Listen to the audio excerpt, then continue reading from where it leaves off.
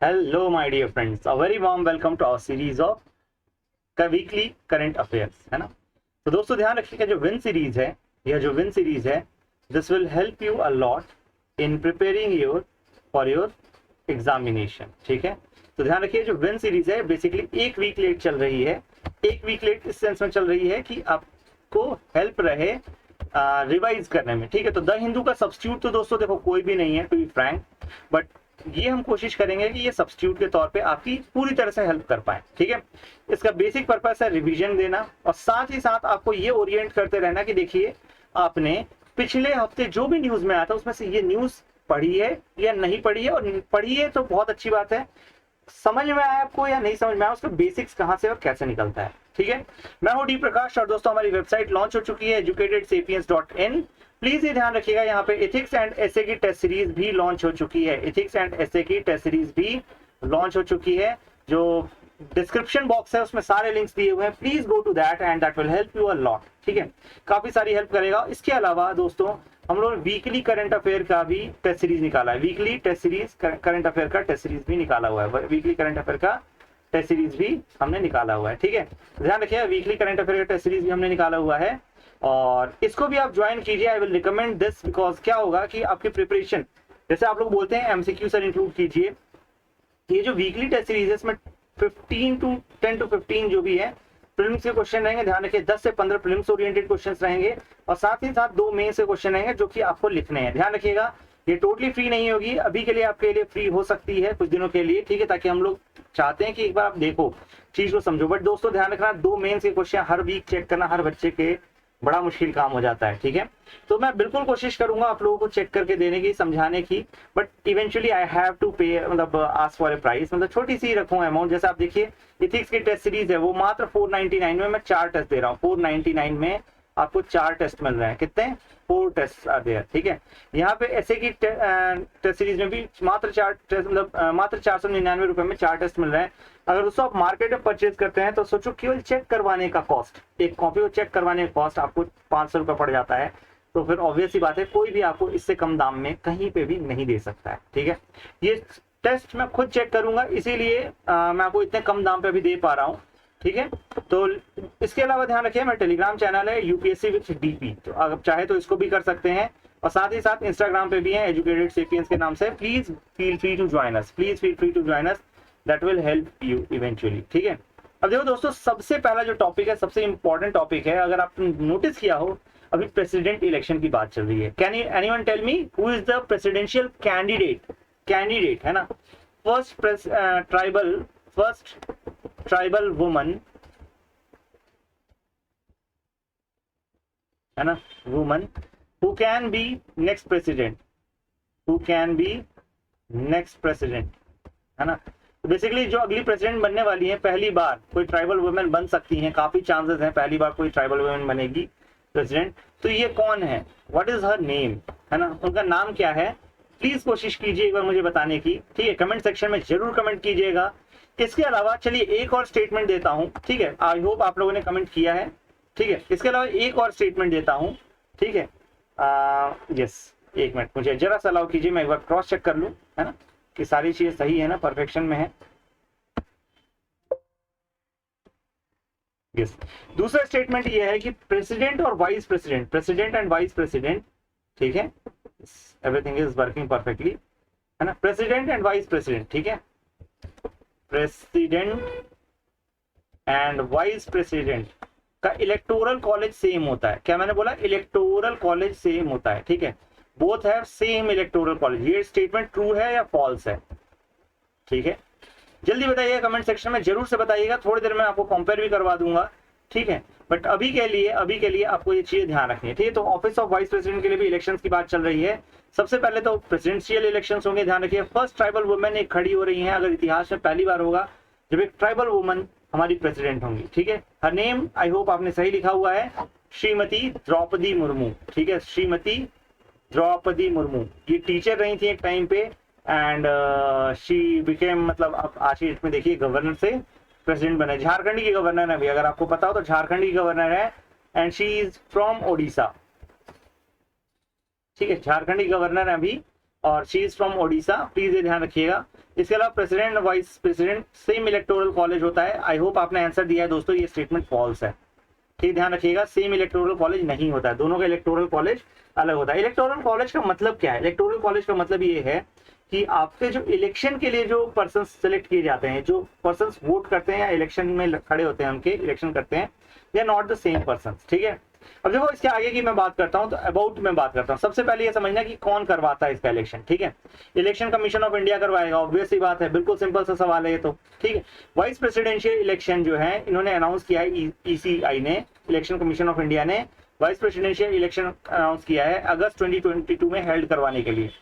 किस आर्टिकल के तहत करवाएंगे? तो आर्टिकल 324 के तहत इलेक्शन कमीशन ऑफ इंडिया अपने इलेक्शंस कंडक्ट करवाता है। Is it clear? प्लीज ये ध्यान रखिएगा, आर्टिकल 324, ठीक है।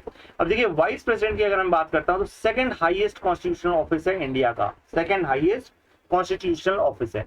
अब मुझे एक चीज ये बताइए, नॉमिनल और रियल हेड में क्या फर्क होता है ना? नॉमिनल एंड रियल हेड में, है ना भैया, हाईएस्ट ऑफिस है मतलब हेड है ना। तो नॉमिनल कौन है और रियल कौन है? तो अगर आप देखेंगे तो नॉमिनल है आपके प्रेसिडेंट, ठीक है। नॉमिनल हेड जो होते हैं वो प्रेसिडेंट होते हैं, सेकंड नॉमिनल हेड ऑब्वियसली बात है वाइस प्रेसिडेंट हो जाएंगे। रियल हेड कौन होते हैं? तो प्राइम मिनिस्टर साहब होते हैं। कौन होते हैं? प्राइम मिनिस्टर साहब होते हैं। ध्यान रखिएगा, पीएम जो होते हैं वो रियल हेड माने जाते हैं, ठीक है। ध्यान रखिए, सेकंड हाईएस्ट कॉन्स्टिट्यूशनल ऑफिस है ऑफ इंडिया, कौन? वाइस प्रेसिडेंट का। इनका टेन्योर 5 साल का होता है, लेकिन ये ध्यान रखिएगा, but can continue respective of expiry of the term, ठीक है, until the successor assumes office. ध्यान रखना दोस्तों, वाइस प्रेसिडेंट का पद कभी खाली नहीं हो सकता है, प्रेसिडेंट का पद कभी खाली नहीं हो सकता है, स्पीकर का पद कभी खाली नहीं हो सकता है। सरकार गिर जाएगी, लोकसभा डिसॉल्व हो चुकी है, still speaker will continue to exist जब तक नए स्पीकर नहीं आते, प्रोटेम स्पीकर इलेक्ट नहीं हो जाते। प्लीज इस बात को ध्यान रखिएगा, स्पीकर का पद हो गया, प्रेसिडेंट का पद हो गया, वाइस प्रेसिडेंट का पद हो गया, ये कभी खाली नहीं रह सकते हैं, ठीक है। तो जब तक नए सक्सेसर नहीं चूज हो जाते तब तक कोई ना कोई पर्सन उस पोस्ट को कंटिन्यू करेगा, ठीक है। resign his office by submitting his resignation to the president of India, ठीक है। और ऑब्वियसली बात है वाइस प्रेसिडेंट साहब प्रेसिडेंट को अपना रेजिग्नेशन देते हैं, और प्रेसिडेंट साहब रेजिग्नेशन जब देने की बात आती है तो वाइस प्रेसिडेंट साहब को देते हैं, ठीक है। अब देखो इनके रिमूवल की बात कर लेते हैं। रिमूवल की जब बात करते हैं, अच्छा एक और चीज, वाइस प्रेसिडेंट साहब को सैलरी कैसे मिलती है ना। ध्यान रखिए, वाइस प्रेसिडेंट के लिए कोई रेम्यूनरेशन फिक्स नहीं है, इनको जो भी रेम्यूनरेशन है, जो भी privileges दिए जाते हैं, they are being given as the chairman of Rajya Sabha, he is considered chairman of Rajya Sabha. Please ये ध्यान रखिए, चेयरमैन ऑफ राज्यसभा के तहत इनको दिए जाते हैं। तो अभी आपको एक चीज और बतानी है मुझे, who is the vice president of India at present? कौन है वाइस प्रेसिडेंट? जल्दी से कमेंट सेक्शन बनाइए, बिल्कुल सिंपल सवाल है। मैं ये भी बता दूं आपको, वो कर्नाटका में के मतलब कर्नाटका से बिलोंग करते हैं, and is very eloquent speaker, काफी अच्छे बोलते हैं, तरीके से बोलते हैं, ठीक है। तो स्पीकर से पर से स्पीकर नहीं होता, इलोक्वेंट स्पीकर मतलब काफी अच्छा बोलने वाले, ठीक है। इसके अलावा रिमूवल की मैं बात करता हूं, तो resolution of Rajya Sabha pass by majority of its member at that time and agreed to by Lok Sabha. ध्यान रखिएगा दोस्तों, इनका जब रिमूवल हो रहा होता है तो ये प्रोसेस केवल और केवल राज्यसभा में इनिशिएट की जा सकती है, क्योंकि वो चेयरमैन ऑफ राज्यसभा होते हैं, और वहां पे एक मेजोरिटी के साथ पास की जानी है इसके मेंबर्स के द्वारा, उसके बाद फिर लोकसभा को भी एग्री होना होता है।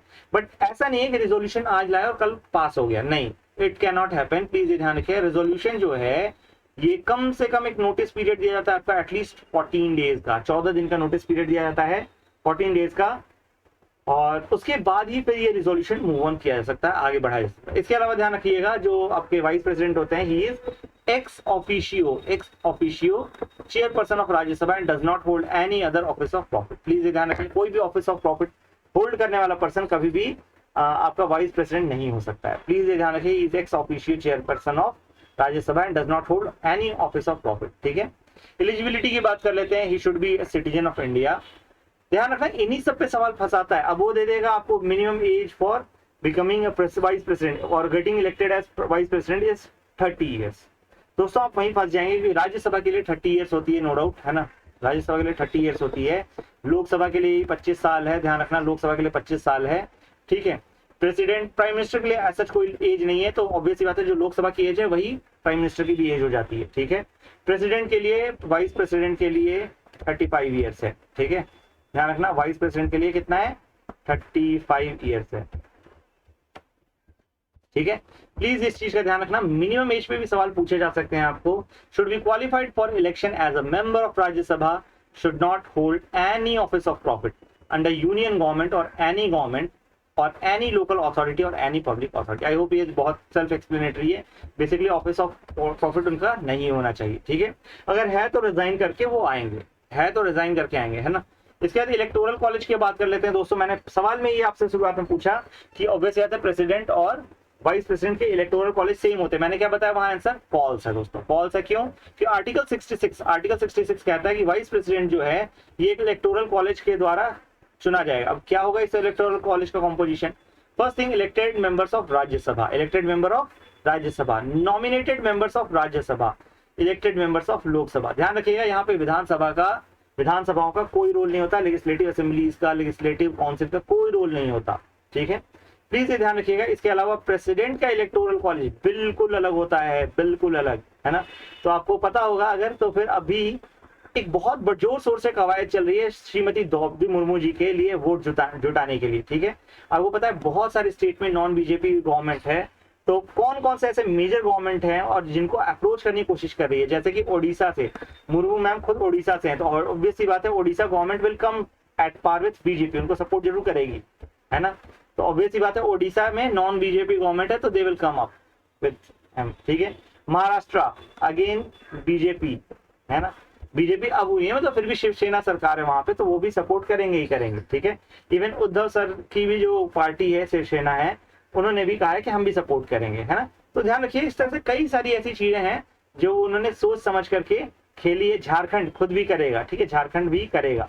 तो कई सारी चीजें हैं जहां पे हम इस तरह से पॉलिटिक्स की बात करते हैं और इस तरह चीजें चल रही हैं। तो आपको बताना है कि प्रेसिडेंशियल इलेक्टोरल कॉलेज में कौन कौन से मेंबर्स होते हैं। Are there nominated members also और नॉट, ठीक है, नॉमिनेटेड मेंबर्स होते हैं या नहीं होते आपको ये बताना है, ठीक है। प्रेसिडेंशियल इलेक्टोरल कॉलेज में नॉमिनेटेड मेंबर्स होते हैं या नहीं होते हैं, ठीक है। अब चलिए देखें राज्यसभा में नॉमिनेटेड एमपीज की हम बात करेंगे। तो सबसे पहले ये समझिएगा कि government nominated 4 new entrants for Rajya Sabha from Tamil Nadu, Kerala, Andhra Pradesh and Karnataka. 4 नए लोगों को नियुक्त किया गया है और चारों देख रहे हैं साउथ इंडिया से हैं, ठीक है, तमिलनाडु, केरला, आंध्र प्रदेश एंड कर्नाटका। आर्टिकल 80 ने कहा है काउंसिल ऑफ स्टेट्स के कंपोजिशन के बारे में। आर्टिकल 80 में बात की गई है काउंसिल ऑफ स्टेट का क्या कंपोजिशन होगा। Out of 245 members 12 are nominated by president, 233 are representatives of states and UTs of Delhi and Puducherry, ठीक है। 233 जो है वो स्टेट्स और UT of Delhi and Puducherry के रिप्रेजेंटेटिव्स हैं। Rajya Sabha MPs are elected by MLAs through an indirect election. Please ये ध्यान रखिएगा, इनडायरेक्टली इनको इलेक्ट किया जाता है, ठीक है। राज्यसभा के जो एमपी होते हैं वो एमएलएज ही इलेक्ट करते हैं, बट कैसे? Indirect election. लोग उनको डायरेक्ट नहीं इलेक्ट कर रहे, एमएलएज खुद से इनडायरेक्टली उनको इलेक्ट कर रहे हैं, ठीक है। 12 nominated members should have special knowledge or practical experience in matters like literature, science, art, etc. ठीक है, तो ध्यान रखिएगा कौन कौन से में लिटरेचर, साइंस, आर्ट, etc. ठीक है। A nominated member में join a party within 6 months of taking a seat. ये सबसे इंपॉर्टेंट क्लॉज है दोस्तों। आपको पता है अभी डिफेक्शन का खूब दबा करके मतलब केसेस आ रहे हैं डिफेक्शन के, है ना। अब देखिए अभी जो महाराष्ट्र में हुआ, ठीक है, महाराष्ट्र में हुआ जो एकनाथ शिंदे जी हैं, ठीक है, उन्होंने मतलब अपनी पार्टी को छोड़ करके नई पार्टी बना ली और फिर बीजेपी के साथ गवर्नमेंट में आ गए, ठीक है। तो ये क्या है? एक तरह का डिफेक्शन है। अगर आप देखेंगे तो एक टाइम पे था आया राम गया राम, ठीक है।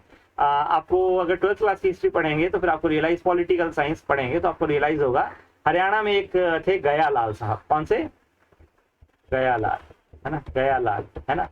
तो ध्यान रखिएगा इन्होंने एक दिन में 3 बार पार्टी बदल ली थी, एक दिन में 3 बार पार्टी बदल ली थी। इसको बोलते हैं हॉर्स ट्रेडिंग, ठीक है। और इसके कारण क्या हुआ कि फिर उसके बाद फेमस हो गया आया राम गया राम, है ना। ध्यान रखिए हॉर्स ट्रेडिंग इसको कहते हैं, ठीक है। प्लीज इन चीजों का ख्याल रखिएगा, प्लीज इन चीजों का ख्याल रखिएगा, बेहद इंपॉर्टेंट है टॉपिक्स, ठीक है। Nominated member join a party with in 6 months of taking a seat, ठीक है। 6 महीने के अंदर कोई भी नॉमिनेटेड मेंबर है वो सीट ले सकता है। अगर 6 महीने के बाद लेगा उसको डिफेक्शन के अंदर डिस्क्वालीफाई कर दिया जाएगा। अगर 6 महीने से पहले लेता है he can continue as the member of that party, ठीक है। समझ में आ रही बात? क्लियर है? कोई डाउट नहीं है किसी को भी? चलिए आगे चलते हैं। Take home ration scheme. अब ये कौन सी स्कीम है, किसने निकाली है? ये बहुत महत्वपूर्ण हो जाता है, टेक होम राशन स्कीम, ठीक है। तो एक रिपोर्ट निकाली गई है take home ration good practices throughout the state and union territories. अब देखो टेक होम राशन मैंने पहले ही बताया दोस्तों, ध्यान रखना, छत्तीसगढ़, मॉडल जो है ये पूरे देश भर में फेमस है, ठीक है। स्पेसिफिकली अगर मैं बोलूँ तो पीडीएस सिस्टम जो है छत्तीसगढ़ का, it is quite unique and strong model, ठीक है। तो NITI Aayog and World food Programme इन दोनों ने मिलकर के ये रिपोर्ट निकाली है, take home ration good practices throughout the union states and union territories. What is take home ration? Take home ration का मतलब क्या होता है? Government of India provides take home ration under supplementary nutrition. ध्यान रखिए, supplementary nutrition में दिया जाता है component of integrated child development services. ध्यान रखिएगा, टेक होम राशन में आप क्या कर रहे हो? ICDS integrated child development services के तहत सप्लीमेंट्री न्यूट्रिएंट्स को मतलब दे रहे हो कंपोनेंट, ठीक है, to fill nutrition gap among children as well as pregnant ladies and lactating women. तो आई होप ये क्रिस्टल क्लियर है आपको कि जो बच्चे रहते हैं, प्रेग्नेंट लेडी होती हैं, जो दूध पिलाती हुई वुमेन है, इनको जरूरत पड़ती है कि भाई आप न्यूट्रिशियस फूड लो, तो इनको एडिशनल न्यूट्रिशन देना है। इसके लिए टेक होम राशन स्कीम चलाई गई है, जिसपे रिपोर्ट निकाली है नीति Aayog and World food programme ने। It offers fortified ration for use at home provided in 2 ways। 2 तरीके से दिया जाता है। कैसे? पहली चीज टेक होम राशन दे दिया जाता है, भैया आप चावल दाल सब्जी जो भी है लेके जाओ, तेल जो भी है लेकर के जाओ और घर पे बना के खा लो, ठीक है। नहीं तो फिर आंगनवाड़ी सेंटर आपको पता है बहुत एक्टिव होते हैं दोस्तों गांव में, और यहाँ से हॉट कुक्ड मील सर्व किया जाता है, हॉट कुक्ड मील सर्व किया जाता है, ध्यान रखिएगा, ठीक है। हालांकि इसमें भी अपने अलग अलग प्रॉब्लम्स हैं, लाइक लीकेजेस हैं और भी चीजें हैं, तो वो कभी और हम डिस्कस करेंगे आंगनवाड़ी के बारे में, बट स्टिल जो मेजर फैक्टर है वो ये चीज सही कर देता है, ठीक है। चैलेंजेस की बात करता हूँ, leakages in delivery mechanism is there, poor quality is there, lack of transparency is there, ठीक है, ये सारी चीजें हैं। इसके अलावा वर्ल्ड फूड प्रोग्राम की अगर मैं बात करता हूँ तो वर्ल्ड फूड प्रोग्राम को नोबेल प्राइज भी दिया जा चुका है दोस्तों 2020 में इसको नोबेल प्राइज भी मिल चुका है, अपने आप में बेहद इंपॉर्टेंट हो जाता है। Founded in 1961 by the Food and agriculture Organization, FAO के द्वारा फाउंडेड था वर्ल्ड फूड प्रोग्राम, और UNGA भी इसमें पार्टनर था with its headquarter at Rome Italy. Rome Italy में इसने अपना बसाया, ठीक है। अब देखिए इसके बाद दोस्तों जिस स्कीम में मैं काम करता हूं, मतलब स्कीम काफी हद तक मुझसे रिलेटेड है, मेरी डोमेन से रिलेटेड है, जिसमें मैं काम कर रहा हूं, जिसमें दादरा नगर हवेली में स्किलिंग का काम कर रहा हूं, ठीक है। तो I very closely observe NAPS scheme, national apprenticeship promotion plan. अब ये क्या भला है भाई? देखो, अप्रेंटिसशिप मतलब होता है कोई भी ऐसा पर्सन जो कि अभी जस्ट कॉलेज से पास आउट हुआ, बट शायद उसके पास इस लेवल की वोकेशनल ट्रेनिंग नहीं है, हैंड्स ऑन ट्रेनिंग नहीं है, तो वो हैंड्स ऑन ट्रेनिंग देने को कहते हैं अप्रेंटिसशिप। क्या बोलते हैं? अप्रेंटिसशिप, अप्रेंटिसशिप, है ना। इसको प्रमोट करने के लिए हमने NAPS स्कीम चला रखी है। और अभी जो लेटेस्ट अमेंडमेंट रूल्स आए हैं, जो सबसे लेटेस्ट रूल्स आए हैं, ध्यान रखिएगा, इसमें सबसे इंपॉर्टेंट क्या है कि जो गवर्नमेंट ने NAPS में जो बेनिफिट है, बेनिफिट क्लेमिंग के लिए पहले काफी सारे कागज रखने पड़ते थे, काफी सारे मतलब ट्रांजैक्शन किए गए हैं, ये किए गए, वो किए, सारी चीजें दिखानी पड़ती थी, ठीक है। उसमें कुछ टेक्निकल ग्लिचेस थे, दिक्कतें आती थी, सर्टेन इनवॉइसेस रेज करने पड़ते थे, बट स्लोली अगर आप देखेंगे तो गवर्नमेंट ने NAPS स्कीम को लिबरलाइज कर दिया। यहाँ पे जो क्लेम प्रोसेस थी वो काफी आसान है ना। और पर NAPS ट्रेनी को हायर करने के लिए जो कंपनीज हैं उसको अप्रोक्सीमेटली 1500 रुपीज पर मंथ मिलता है। कितना? 1500 रुपीज पर मंथ मिलता है, ठीक है। ये ध्यान रखिएगा, काफी अच्छी स्कीम है, ठीक है। और सबसे बड़ी बात है कि एक सेमी स्किल्ड एम्प्लॉय को है ना, सेमी स्किल्ड एम्प्लॉय को ये स्किल्ड बनाती है, ठीक है। तो अगर आप ITI करेंगे तो ITI के बाद आपका NAPS के थ्रू प्लेसमेंट होगा।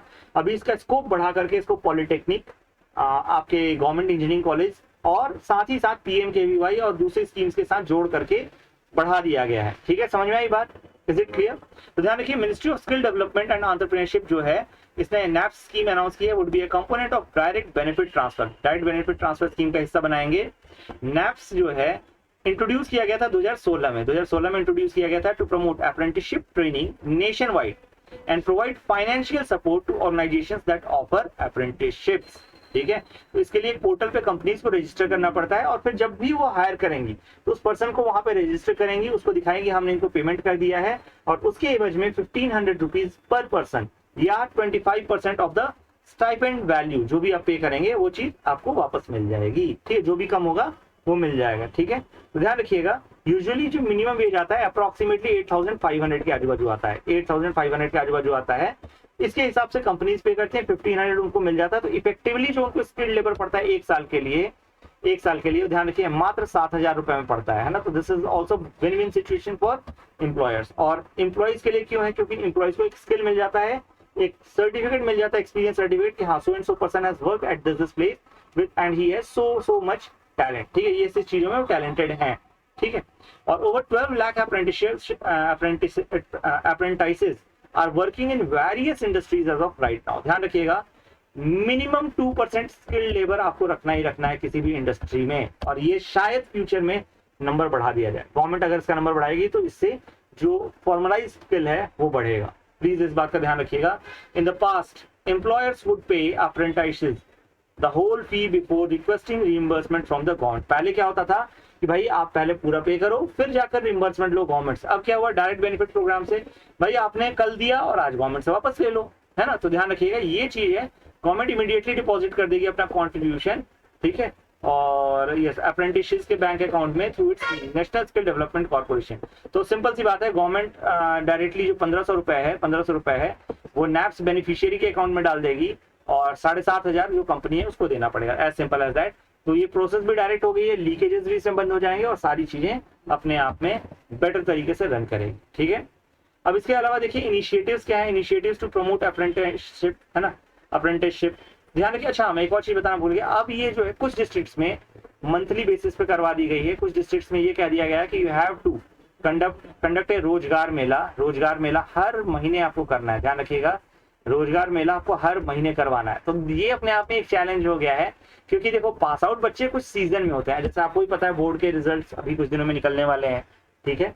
इसके अलावा अगर आप देखेंगे तो अगर मैं कहना चाहूँ तो हाँ जैसे ITI वो उसका एक बैच पास आउट होता है, PMKVY हमेशा नहीं चल रही होती है, तो बच्चे लाएं कहाँ से, है ना। PM पॉलिटेक्निक का भी है, एवरी मंथ हम कहाँ से लाएंगे, तो इतनी तो स्कीम भी तो चलनी चाहिए। कभी कभी प्रॉब्लम यही है कि इतनी स्कीम्स ही नहीं चलती हैं और वी आर लाइक कि हम हर महीने रोजगार मेला करवाएंगे, तो this becomes a bit weird, ठीक है। कोई बात नहीं, देखो गवर्नमेंट का भी अपने रीजंस हैं, क्योंकि कई सारे बच्चे अनप्लेस्ड चले जाते हैं ना, तो इंडस्ट्री में भी साइकिल चलता है। जैसे फार्मास्यूटिकल कंपनीज जो हैं वो एक सर्टेन सीजन में हायर करती हैं, तो let pharmaceutical companies come at a certain point of time. फिर उसके बाद आप देखोगे तो फिर इसी तरीके से आपका जैसे एग्रो बेस्ड इंडस्ट्रीज इनको एक सर्टेन सीजन में ज्यादा एम्प्लॉयमेंट चाहिए होता है, तो उस समय ये हायरिंग फिर से करते हैं, है ना। इस तरह की चीजें आपको ध्यान रखनी है कि एग्रो बेस्ड और ये कौन सी इंडस्ट्री किस टाइम पे हायरिंग कर रही है, उस हिसाब से बच्चों को बुला करके उसमें बिठाना है और that will make it better, ठीक है। अब देखिए इनिशिएटिव कौन कौन से चलाए गए हैं, तो scheme for higher education youth in apprenticeship and skills, इसका नाम दिया गया श्रेयस। ध्यान रखिएगा श्रेयस, आपसे सवाल डायरेक्ट पूछा जा सकता है, Shreyas scheme recently seen in news, Shreyas scheme recently seen in news is related to, किससे रिलेटेड है, ठीक है। ऑब्वियस ही बात है हायर एजुकेशन एंड अप्रेंटिसशिप से रिलेटेड है, ठीक है। तो प्लीज इस स्कीम का फुल फॉर्म याद रखिएगा, अदरवाइज पता तक नहीं चलेगा, हवा तक नहीं लगेगी आपको कि किससे रिलेटेड हो सकता है। श्रेयस मतलब कि कुछ बेटर करना, किसी को श्रेय देना, क्या चीज किस तरह से आप कह सकते हो, you will not be able to understand जब तक आप फुल फॉर्म याद नहीं रखोगे।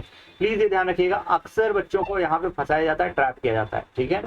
Skills strengthening for industrial value enhancement scheme, ठीक है, इंडस्ट्रियल वैल्यू एनहांसमेंट स्कीम के लिए स्किल स्ट्रेंथन करना। इसके अलावा युवा यूथ स्किलिंग इनिशिएटिव चालू किया गया है, और इसी के साथ साथ PMKVY तो रेगुलरली चल ही रहा है, प्रधानमंत्री कौशल विकास योजना। अभी इसकी 4.0 स्कीम आने वाली है, ध्यान रखिएगा 4th वर्जन भी आने वाला है, और इस 4th वर्जन में फर्दर लिबरलाइजेशन किया गया है। PMKVY 3.0 में मतलब तीसरे वाले फेज में काफी कम टारगेट्स थे, आई होप PMKVY 4.0 में थोड़ा ज्यादा टारगेट्स लिए जाएंगे, है ना। अब देखिए इसके आगे आता है information technology act section 69A, information technology act section 69A। देखो दोस्तों अक्सर ये न्यूज में आता है IT एक्ट का मिसयूज हो रहा है, इवन इसका एक सेक्शन जो था सेक्शन 67, अगर आपको पता हो तो फिर श्रेया सिंघल, ठीक है, श्रेया सिंघल केस में, ठीक है, इनको इसको रिपील कर दिया गया, सेक्शन 67 को सेक्शन 67A को रिपील कर दिया गया था, ठीक है, इट वाज रिपील्ड। क्यों? क्योंकि इसका बहुत ज्यादा मिसयूज हो रहा था। तो अब 69A पे ये मिसयूज शिफ्ट हो गया, ऐसा फील होता है, ठीक है। मैं ऐसा नहीं कह सकता ये मिसयूज हो रहा है, क्योंकि ऑब्वियस सी बात है आप भी as a bureaucrat take it diplomatically, ठीक है, राइट इट डिप्लोमेटिकली। ध्यान रखिए कोई भी चीज ऐसा ओवर्टली नहीं लिखना है, आपको डिप्लोमेटिक लैंग्वेज का यूज करना समझ में आना चाहिए, ठीक है। अब देखिए मीटी की बात करता हूं। मीटी issued orders under section 69A of the IT Act 2000 to take down certain posts from Twitter. Twitter भाई साहब ने मना कर दिया। अब देखो ये दो प्रश्न खड़े करता है, there are two questions in this thing. First one is, where is our sovereignty? Are these countries way bigger than our sovereignty? Are these companies bigger than our government? जिस गवर्नमेंट को हमने डेमोक्रेटिकली इलेक्ट किया है, क्या वो Twitter से बड़ी है, मतलब ट्विटर से छोटी है? तो कैसे ट्विटर मना कर सकता है ना। तो समझिएगा बात, रूल ऑफ लैंड को ये वैल्यू नहीं कर रहे हैं ट्विटर वाले, इससे एक चीज समझ में आती है, ठीक है। हालांकि देखने का नजरिया अलग अलग हो सकता है, बट एक इसके अगेंस्ट, ट्विटर के अगेंस्ट एक जो मेजर पॉइंट आता है वो यही आता है कि सोवरेनिटी, नेशनल सोवरेनिटी, है ना। ट्विटर एक बड़ी कंपनी, इसका मतलब ये नहीं कि वो नेशनल सोवरेनिटी या लॉज से परे है, ठीक है। अब देखिए करंट इशू की अगर मैं बात करता हूं तो ministry state under section 69A of IT act the companies has failed to comply with the directions on multiple occasions. Ministry ने साफ कहा है भैया कई सारे ओकेजन्स पे इस कंपनी ने कंप्लाई नहीं किया है, जबकि ट्विटर कहती है, ट्विटर का कहना है कि भाई ये जो मल्टीपल अकाउंट्स एंड पोस्ट जो कि फ्लैग किए जा रहे हैं मिनिस्ट्री के द्वारा, ये या तो ओवर ब्रॉड रीजन दे रहे हैं या आर्बिट्ररी और डिस्प्रोपोर्शनेट रीजन दे रहे हैं, है ना। और इसके कारण अगर हम ब्लॉक करेंगे तो right to free speech violate होता है। समझ आई बात। तो ये जो चीज है, दोनों के बीच में टसल चल रहा है। We have to see where do we stand, हम एज अ ब्यूरोक्रेट कहाँ स्टैंड करते हैं। ध्यान रखिएगा ये एथिक्स में भी सवाल आएगा कि भाई गवर्नमेंट अनएथिकल है कि ट्विटर अनएथिकल है। कॉर्पोरेट गवर्नेंस में एक बहुत इंपॉर्टेंट एग्जांपल है कि कॉर्पोरेट्स की क्या रिस्पॉन्सिबिलिटी बनती है in administration, in helping administration, ठीक है।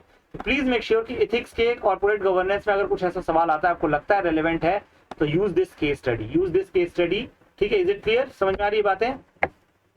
यस। अब देखिए सेक्शन 69 ये है क्या, इतनी कहानी हम बता रहे हैं, समझा रहे हैं आपको, है क्या चीज। It confers on the central and state governments the power to issue direction to intercept, monitor और decrypt any information generated, transmitted, received और stored in any computer resource. ध्यान रखिएगा, ट्विटर पे या किसी भी वेबसाइट पे किसी भी तरह के डेटा को अगर गवर्नमेंट को लगता है ये दिक्कत कर सकता है, तो गवर्नमेंट डायरेक्शन दे सकती है, भाई देखो इसको रोको, इसको मॉनिटर करो, इसको डिक्रिप्ट करके बताओ कि किसने भेजा, कहां से जनरेट हुई, ठीक है। ये सारी चीजें गवर्नमेंट को, कंपनी को सप्लाई करनी है। The grounds on which these powers में बी एक्सरसाइज, किन किन ग्राउंड्स पे इसकी एक्सरसाइज की जा सकती है, इस पावर को लिया जा सकता है। In the interest of sovereignty और इंटीग्रिटी ऑफ इंडिया, अगर देश की सुरक्षा और संप्रभुता पे खतरा है, ठीक है, तो ऑब्वियस सी बात है defence of India, security of state, इन सब पे जब भी खतरा आएगा, ठीक है, तो हम क्या करेंगे, अखंडता, संप्रभुता और डिफेंस, सुरक्षा पे जब भी खतरा आएगा तो हम इसको बिल्कुल इन्वोक कर सकते हैं। इसके अलावा friendly relation with foreign state, suppose करो बांग्लादेश से हमारे बहुत अच्छे रिलेशनशिप्स हैं, ठीक है, बट सर्टेन कुछ लोग चाहते नहीं ऐसा हो, they start posting, creating nuisance, कुछ गलत तरीके से प्रोपेगेट कर रहे हैं इंडिया की छवि को अगेंस्ट दैट कंट्री, तो उस केस में भी इंडिया कोशिश कर सकता है या फिर मतलब इस लॉ को ला सकता है, इन्वोक कर सकता है, ठीक है। पब्लिक ऑर्डर और preventing incitement to the commission of any cognizable offence relating to these, ठीक है। पब्लिक ऑर्डर कोई खतरा हो, ठीक है, या फिर कोई इंसाइटमेंट का डर हो कि भाई पूरा दंगा हो जाएगा, जैसे कि आपको ही पता है जब दिल्ली में दंगे हुए या अभी भी दंगे हुए, जब भी दंगे होते हैं दोस्तों, किसी ना किसी सोशल मीडिया पे बहुत करीने से ऑर्गेनाइज्ड वे में एक पूरा पेज चलाया जाता है, टाइम पे उस पर पोस्ट किए जाते हैं और लोगों को भड़काया जाता है, ठीक है।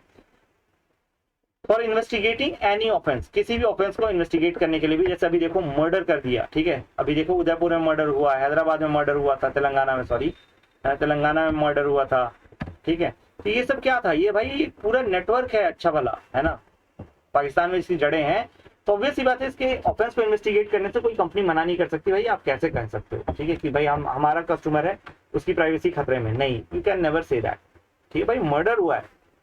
अब देखो इसके अलावा आता है मिशन वात्सल्य। मिशन वात्सल्य क्या भला है, मिशन वात्सल्य, वात्सल्य का मतलब होता है बच्चे के ऊपर प्यार, बच्चे के ऊपर प्यार, ठीक है, माँ का वात्सल्य झलकता है उसके बच्चे के ऊपर, है ना। तो मिशन वात्सल्य का मतलब क्या होगा, बच्चे के प्रोटेक्शन से रिलेटेड होगा, क्या होगा, बच्चे के प्रोटेक्शन से रिलेटेड होगा। ध्यान रखना, वय वंदना योजना, ठीक है, वयोश्री योजना, ठीक है, वयोश्री योजना, ठीक है। वय का अर्थ होता है, वय हिंदी में वय होता है, हिंदी में वय होता है, वय का मतलब होता है एजेड पर्सन, ओल्ड एज, ठीक है, एजेड पर्सन, जो बड़े लोग होते हैं, बुजुर्ग लोग होते हैं, ठीक है, older people. So please remember, वय वंदना, वयोश्री, ये सारी स्कीम किससे रिलेटेड होंगे, एल्डर्स को टारगेट करेंगे। वात्सल्य किसको टारगेट करेगा? बेबी को टारगेट करेगा। क्यों? क्योंकि वात्सल्य क्या होता है? प्यार होता है, माँ का प्यार बच्चे के लिए, वो वात्सल्य कहलाता है। ठीक है, तो प्लीज ये ध्यान रखिए, सेंट्रल गवर्नमेंट ने गाइडलाइन इशू की है मिशन वात्सल्य के लिए। और मिशन वात्सल्य क्या है? चाइल्ड प्रोटेक्शन स्कीम है। अब क्या है भाई, देख लो थोड़ा सा। 2021-22 में चाइल्ड प्रोटेक्शन सर्विसेज स्कीम, कौन सी? चाइल्ड प्रोटेक्शन सर्विसेज स्कीम को रीनेम किया गया मिशन वात्सल्य के तौर पे, मिशन वात्सल्य के तौर पे।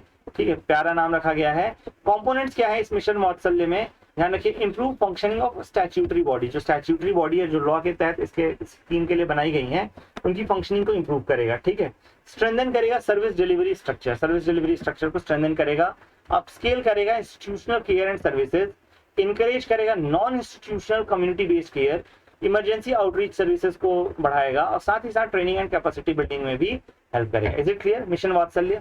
ठीक है, अब देखो इसमें न्यू गाइडलाइंस क्या है, ये तो समझ में आ गया क्या था मिशन वात्सल्य। ठीक है, अब नई नई गाइडलाइंस क्या है? States can not change the original name of the scheme in order to gain access to the funding granted by central government. Please ध्यान रखिएगा, जो ओरिजिनल नेम ऑफ स्कीम था उसको आप बदल करके ये नहीं कर सकते भाई अब सेंट्रल गवर्नमेंट से फंडिंग ले लो। ठीक है, आपको नई स्कीम लागू करनी है और ढंग से लागू करनी है। ठीक है, funds to the state will be approved through mission Vatsalya project approval board, project PAB हम बैठाएंगे, प्रोजेक्ट अप्रूवल बोर्ड, जो कि विमेन एंड चाइल्ड डिपार्टमेंट के जो सेक्रेटरी हैं उनके द्वारा हेडेड होगा। सेंट्रली स्पॉन्सर्ड स्कीम है। कैसी? Centrally sponsored scheme. Can you tell me what is the meaning of central sponsored scheme? दोस्तों ध्यान रखना है, इन जनरल मैं बोलूं, सेंट्रली स्पॉन्सर्ड स्कीम्स का होता है स्टेट वर्सेस सेंटर। ठीक है, स्टेट वर्सेस सेंटर का जो कंट्रीब्यूशन रहता है, सॉरी उल्टा कर लीजिए। ठीक है, स्टेट का रहता है 40, सेंटर का रहता है 60। उल्टा यूजुअली पूछा जाता है, बोला जाता है अक्सर उल्टा। ठीक है, सेंटर इज टू स्टेट बोला जाता है, ध्यान रखिएगा। ठीक है, ये हो जाता है 60:40, 60:40।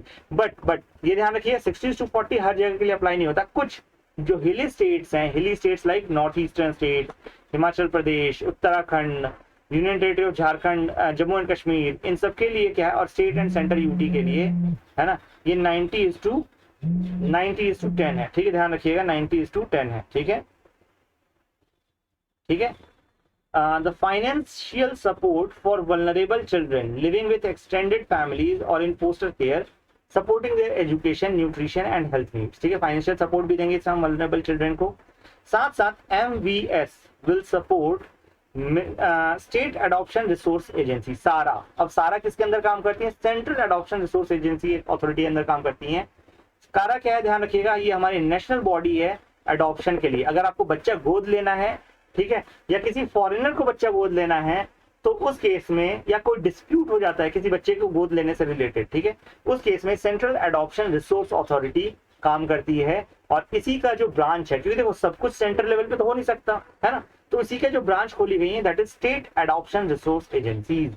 ठीक है, इसके अलावा देखोगे तो state governments are required to grade each child care institution at fixed interval. दोस्तों ध्यान रखना, अभी रिसेंट में बिहार में न्यूज आई थी, चाइल्ड केयर इंस्टीट्यूशन में ही फीमेल्स, जो लड़कियां थी, बच्चियां थी, उनके साथ गलत कार्य किए जाते हैं, दुष्कर्म किए जाते थे, रेप किया जाता था, है ना। तो this is very bad thing, this is really very bad thing, and I hope कि इस तरह की चीजें नहीं होनी चाहिए। और इसी के बाद सारे चाइल्ड केयर इंस्टीट्यूशन पे थोड़ा और कड़क निगरानी रखी गई है। ठीक है, और कड़क निगरानी रखी गई है, क्योंकि बच्चे छोटे होते हैं, कहीं बोल नहीं सकते, और ये लोग भाग के जाएंगे तो वहाँ के जो लोकल गुंडे होते हैं, ये लोग पकड़ कर वापस उसी इंस्टीट्यूशन में रख देते हैं। पुलिस भी कई बार देखा गया है कि इन लोगों के साथ मिली होती है, पूरा एक रैकेट सा बना होता है और उसी में चल रहा होता है। तो प्लीज ये ध्यान रखिए, इस बार अब से कड़क रखने की बात कही गई है। ठीक है, समझ आई बात। MVS की और बात करूं तो in the partnership with the state and districts will execute 24/7 helpline service for children as defined under juvenile justice act 2015।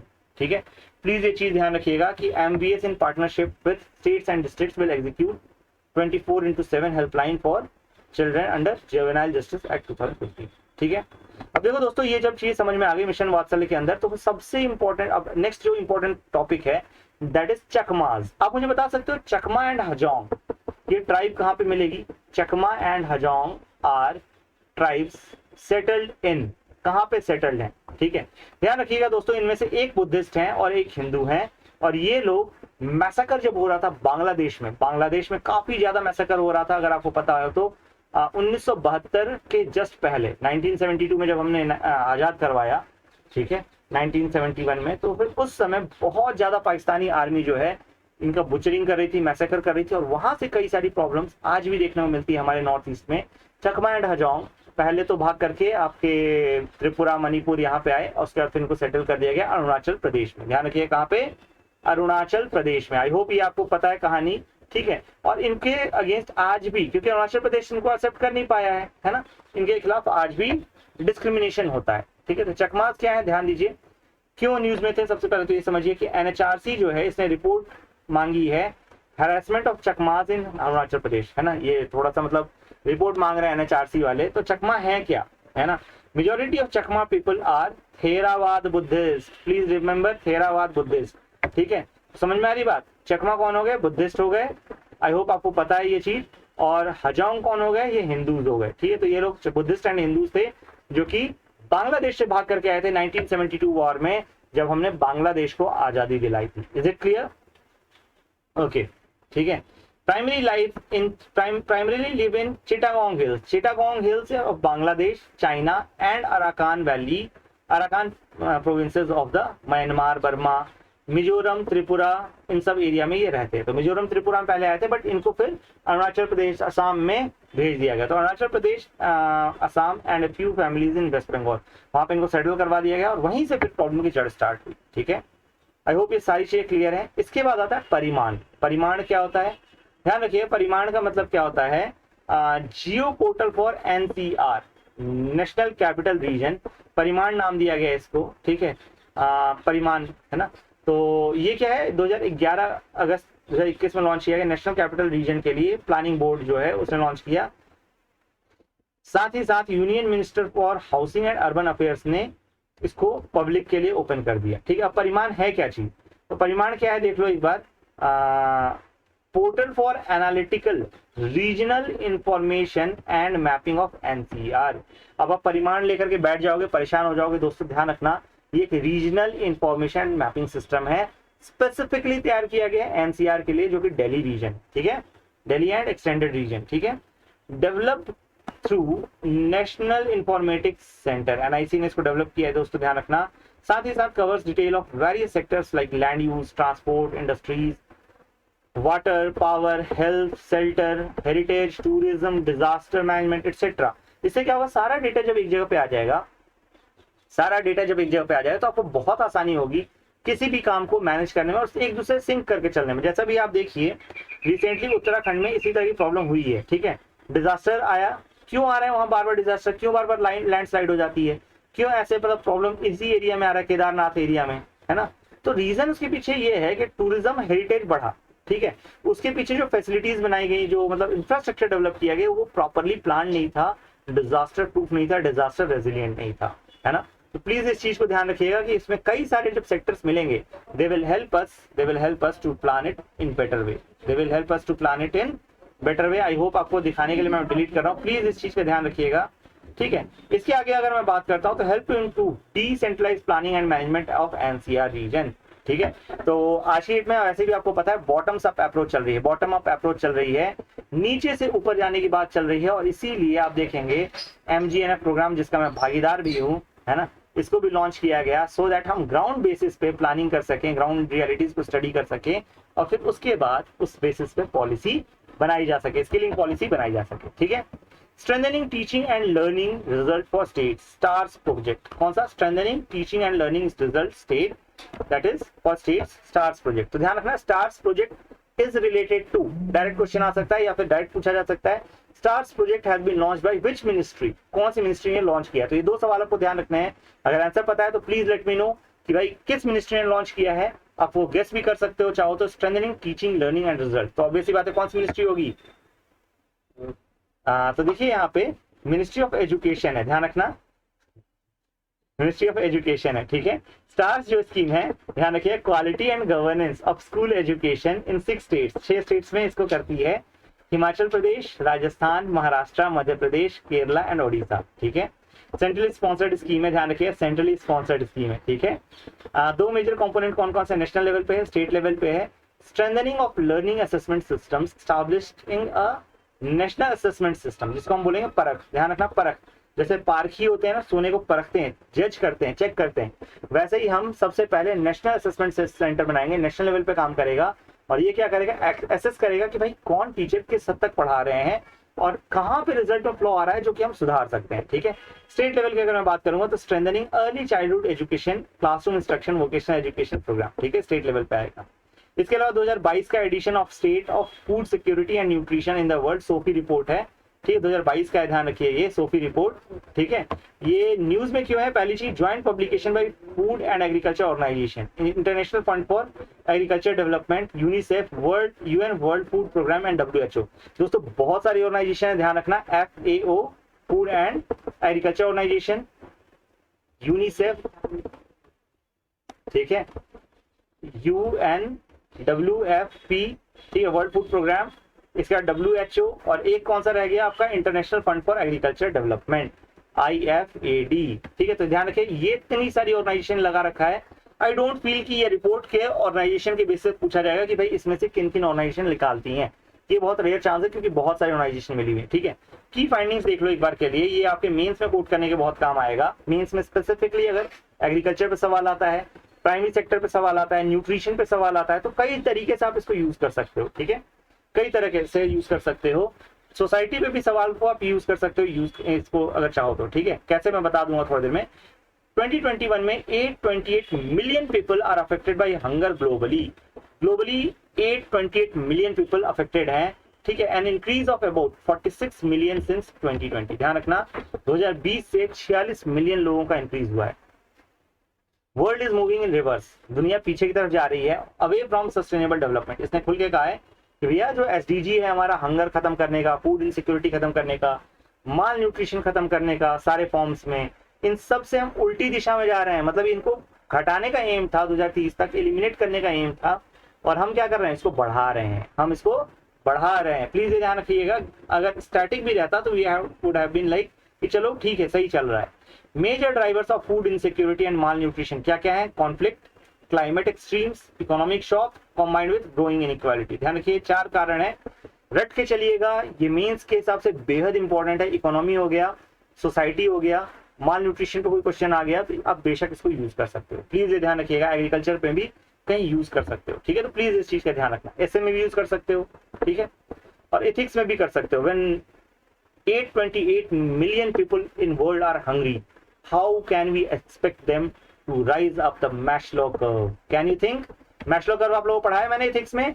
बिल्कुल पढ़ाया दोस्तों, नहीं पढ़ाया आप लोगों ने, go back, search for the ethics playlist, ethics की प्लेलिस्ट आप सर्च कीजिए, ठीक है, और वहां पे आप ये डेटा कोड कर सकते हैं। सोचो, ध्यान रखना, विशाखा यादव मैम की कॉपी देखिएगा, she has written awesome answers, और उन्होंने ऐसे ही छोटे छोटे फैक्ट्स यूज किए हैं। ध्यान रखिए, ऐसे ही छोटे छोटे फैक्ट्स यूज किए हैं। As per SOFI report, when 828 million people are hungry, going hungry every day, how can you think that they will rise up the table and behave ethically. है ना, कई तरह से यूज किया जा सकता है, आपको डिपेंड करता है आपके अंदर कितनी कैपेबिलिटी है।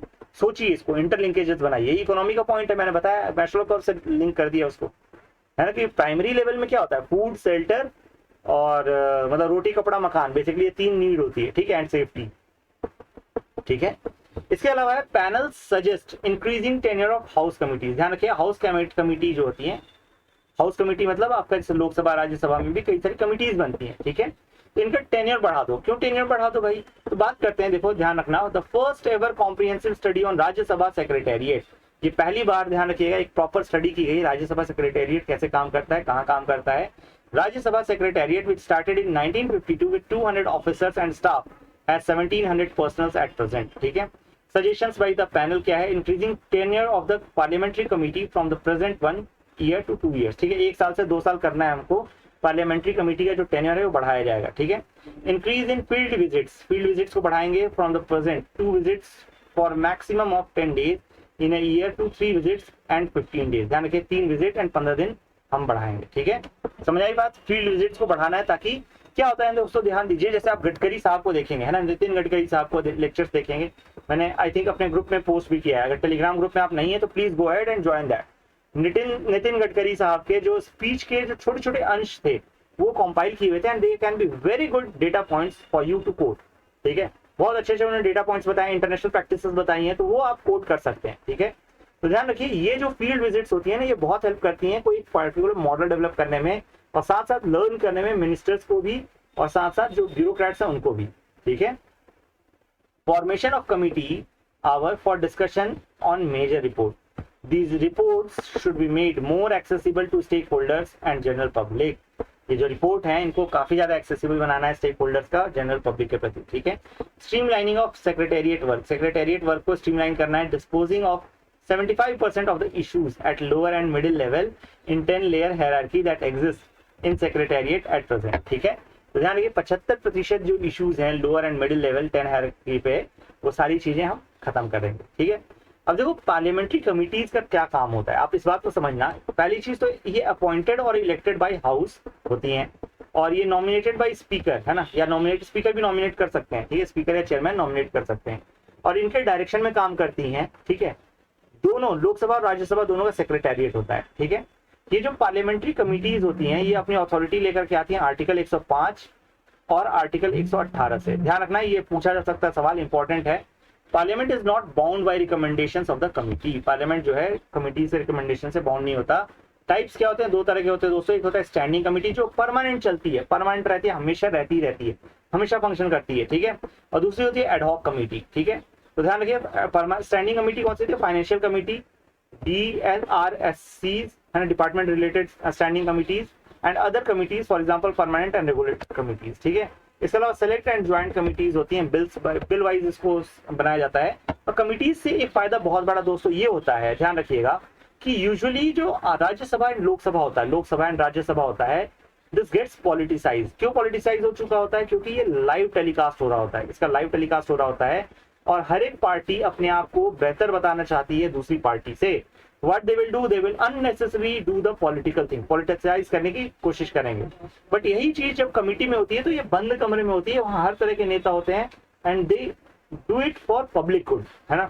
असिस्टेड बाय ब्यूरोक्रेट्स, ब्यूरोक्रेट भी वहां असिस्ट करते हैं, और ध्यान रखिए पब्लिक गुड के लिए काम करते हैं, क्योंकि यहाँ कोई उनको क्रेडिट नहीं मिलेगा, है ना। एक प्रॉपर तरीके से देश चलाने की जब बात आती है तो ऑब्वियस सी बात है, कल को हम सरकार में हैं तो कल को तुम भी सरकार में आ सकते हो, आज हम सरकार में हैं तो कल को आप भी सरकार में आ सकते हैं। तो कोई भी पॉलिसी ऐसी नहीं करनी है कि देश को लिए डेट्रीमेंटल हो जाए, है ना।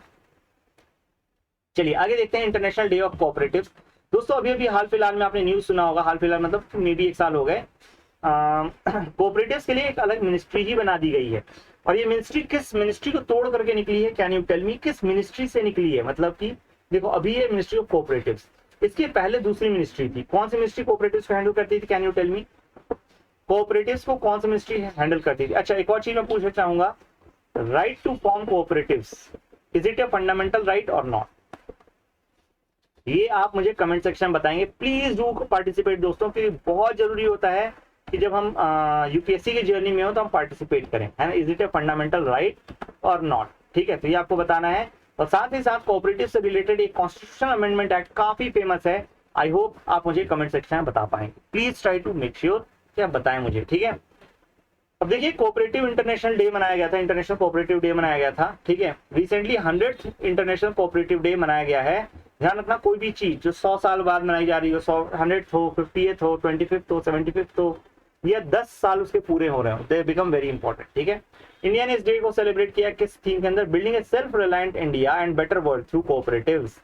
इंटरनेशनल डे ऑफ कोऑपरेटिव की अगर मैं बात करता हूं तो this day was declared by UNGA on 16th of December 1992 on first Saturday of July, ठीक है। यूएनजीए ने सेलिब्रेट किया था पहली बार, और इसके बाद 16 दिसंबर 1992 से स्टार्ट हुआ, तो ये रेगुलरली मनाया जाता था। एम क्या है, promote cooperatives globally and foster an environment that will foster their expansion and profitability. Cooperative का फायदा क्या होता है, देखो दोस्तों कहते हैं ना, एक लकड़ी छोटी सी हो तो उसको बहुत आराम से कोई भी तोड़ देता है, लेकिन अगर आप गट्ठर पूरा दे दो लकड़ियों का तो फिर वो तोड़ना मुश्किल हो जाता है। तो एकता में बल है ना, आप सभी ने सुना है एकता में बल है, आप सभी ने सुना है ना, एकता में बल है ना, यूनिटी इज द स्ट्रेंथ, ठीक है। ये कोट भी मैं बता रहा हूं ताकि आप ऐसे में कोट कर सको, लिख सको, ठीक है।